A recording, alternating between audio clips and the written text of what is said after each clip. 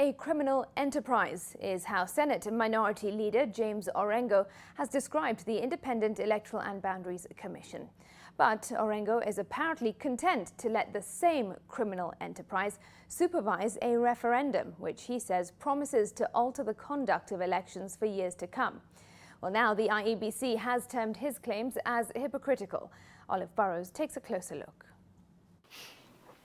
Pinocchio, a boy whose nose elongated for every lie he told, a fable intended to discourage the telling of lies. I think it's a chicken and egg question, but if you have to have the chicken, probably we may have to do with this IEBC for purposes of the referendum.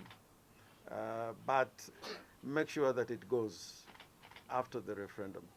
Because in my view, this IEBC is a criminal enterprise. It really should go.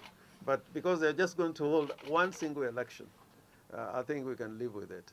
And this statement, made on Monday by the Senate Minority Leader in the esteemed opinion of one expert, would qualify as doublespeak. You cannot approbate and reprobate support for the IEBC. That when it comes to a referendum, you can say fine, fine, fine. They are qualified, competent, and capable to deliver a referendum. But when it comes to the general election, suddenly they are incapable and incompetent. This is the kind of doublespeak that does not inspire confidence in our leaders. IEBC has responded to Orengo's claims.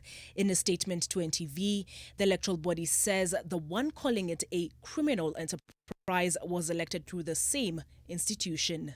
And it's in this criminal enterprise in whose hands Orengo counterintuitively seeks to entrust a referendum. If we must have a referendum, and my views is that we should, that referendum should be conducted no later than the end of June, July this year. Remember, if the referendum fails, the blame will not be on the politician that demanded the referendum by July. The blame will be on the body that conducted the referendum, which is the IEBC. And the procedure for conducting a referendum is a very long and tedious process that is not possible practically, even assuming that IEBC was fully co-opted to deliver a referendum in July. Because first, you must identify the referendum question. What we have is a BBI report. A whipping boy for election losers is how the Commission views the latest assault on its authority. It is very difficult to please everyone. The winners will praise you and the losers will likely abhor you, the statement further reads. The point is conceded in the very BBI report that recommends their removal. Section 79 reads, with such enormous political pressure applied to the IEBC, it is almost certain to be judged a failure by one side or the other.